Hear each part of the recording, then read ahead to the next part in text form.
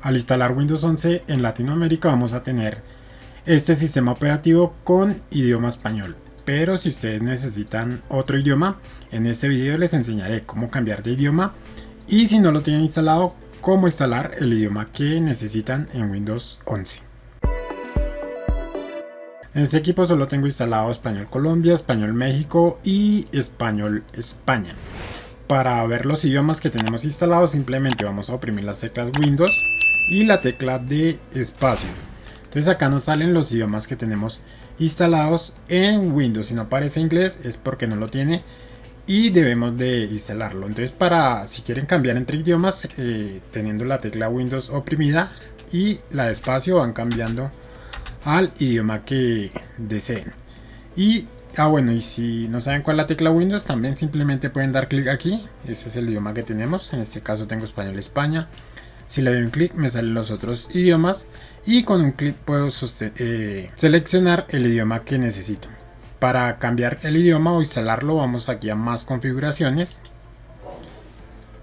y aquí nos sale la opción de agregar idioma. Simplemente damos clic ahí y vamos a buscar el idioma que queremos. Por lo general, casi siempre los de Latinoamérica necesitamos inglés porque es el idioma que sabemos, o de pronto para hacer combinación de teclas en el teclado. Entonces yo quiero inglés. Si ustedes quieren otro idioma, simplemente lo van a buscar. Entonces inglés, le doy doble clic, acá le digo que paquete de idiomas, el texto, la escritura, establecer como idioma.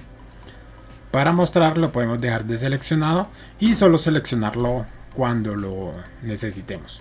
Entonces acá le damos clic en instalar y vamos a esperar que instale. Esto no demora mucho. Voy a pausar el video mientras instala el paquete de idioma inglés.